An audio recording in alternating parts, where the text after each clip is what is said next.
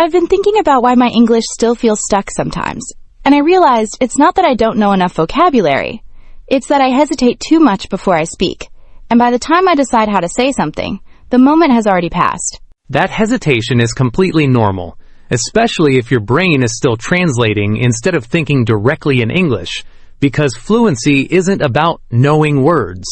It's about trusting your thoughts fast enough to say them without over-editing. I've noticed that too. When I speak, I try to make every sentence perfect, and that pressure slows me down more than grammar mistakes ever would. Exactly, and sometimes I stop in the middle of a sentence because I'm afraid I chose the wrong word, even though the person probably understands me anyway. That's why daily speaking routines matter. Not studying, not reading, speaking. Your mouth has to get used to forming long thoughts without fear. So what do you do in the morning to train that? I talk to myself while I'm getting ready. I describe what I'm thinking, what I'm planning, and what I'm feeling, even if it sounds silly, because consistency builds confidence. That sounds uncomfortable, but maybe discomfort is exactly what I need to grow. Growth is usually uncomfortable, especially when it involves exposing your imperfect language. The key is to speak even when your sentence isn't ready, because fluency is built in motion, not in silence. I like that. Fluency is built in motion. That feels motivating. Then let's make a rule. No short answers today. Every answer has to be at least 3 full sentences. Good. That forces the brain to stretch. Okay, I'm ready to stretch my brain before my muscles. Then let's start with something simple. What kind of energy do you want to have today? Let's simulate a real-life situation, because fluency grows faster when you practice conversations that you might actually have, instead of random textbook dialogues that nobody uses in real life. Okay, imagine I'm at a networking event and someone asks what I do, which always makes me nervous because I suddenly forget how to explain my job clearly. Start slowly and focus on clarity instead of sounding impressive. Alright, so I currently work in a role that combines communication and strategy, which basically means I help companies present their ideas in a way that feels clear, engaging, and relevant to modern audiences. That's good, but expand it. Add why it matters. It matters because attention spans are shorter than ever, and if a message isn't emotionally clear within seconds, people disconnect immediately. That sounded natural. You didn't rush. I felt more relaxed because I wasn't trying to impress. I was trying to explain. That's the difference between performing and communicating. I think I confuse those two a lot. When I speak English, I perform instead of connect. Then shift your goal. Instead of sounding fluent, aim to be understood. That takes pressure off. And pressure is the biggest enemy of natural speech. I can already feel that when I slow down slightly and finish my thought fully, I sound more confident. Because confidence comes from completion, not speed.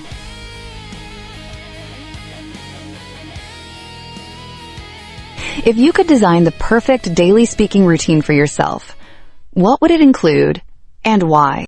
I think it would start with 5 minutes of free talking without stopping, even if my sentences feel messy, because I need to train my brain to think continuously instead of in short fragments. That's strong self-awareness. What would you add after that? I would practice explaining one idea deeply, like burnout or ambition, because I want to develop the ability to explore topics instead of just giving short surface opinions.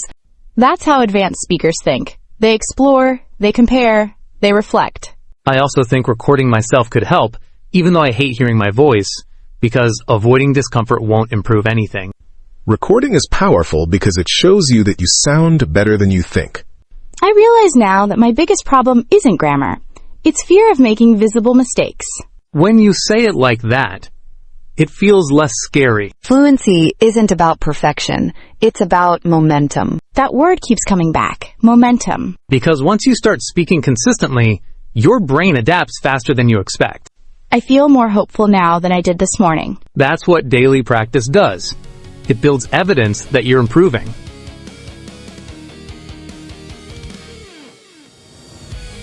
I just realized something.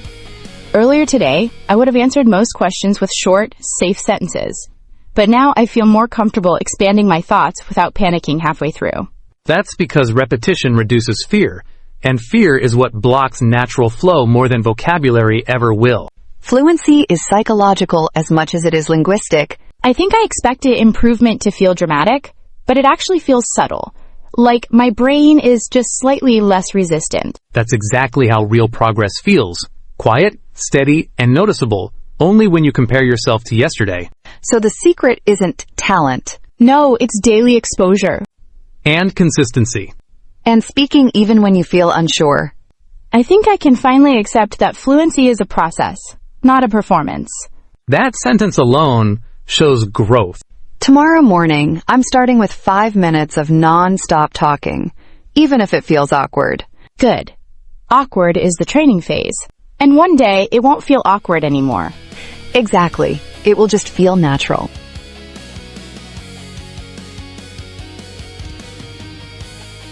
I don't know why my heart is beating this fast when all I have to do is speak for 3 minutes, because logically I understand that nobody here expects perfection, but my body reacts as if I'm about to be judged on a global stage. That reaction isn't about English.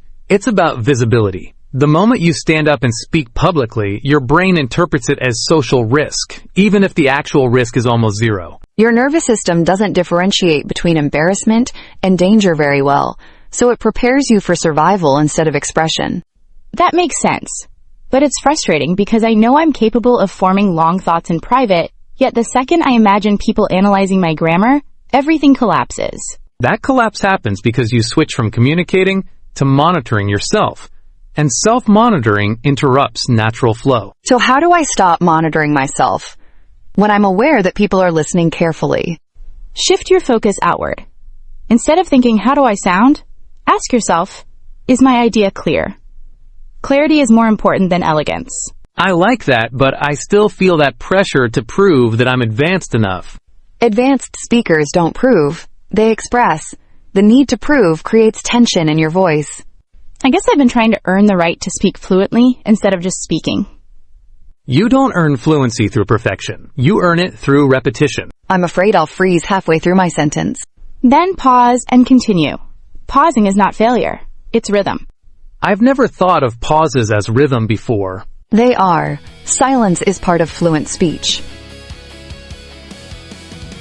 I can't believe how different it felt once I stopped fighting the nervousness and just allowed it to exist without trying to eliminate it. That's because resistance creates tension, and tension disrupts rhythm. But acceptance stabilizes your voice. I noticed the exact moment you shifted. It was when you stopped rushing and allowed yourself to breathe between ideas. I didn't even realize I was doing that consciously, but I felt something change inside me. Like I moved from survival mode into expression mode. That transition is huge. Most learners never reach that point, because they quit before discomfort turns into confidence. The strange thing is that my grammar wasn't perfect, but it didn't matter as much as I thought it would. Because communication is emotional before it is technical. I think I've been measuring fluency incorrectly this whole time. How are you measuring it? By how few mistakes I made instead of how clearly I expressed my ideas. That's a powerful shift in perspective. For the first time, I feel like fluency is attainable. Not because I suddenly became better overnight, but because I understand the process more deeply. And that understanding removes pressure. It does. I don't feel like I'm chasing fluency anymore. I feel like I'm building it. And building is sustainable.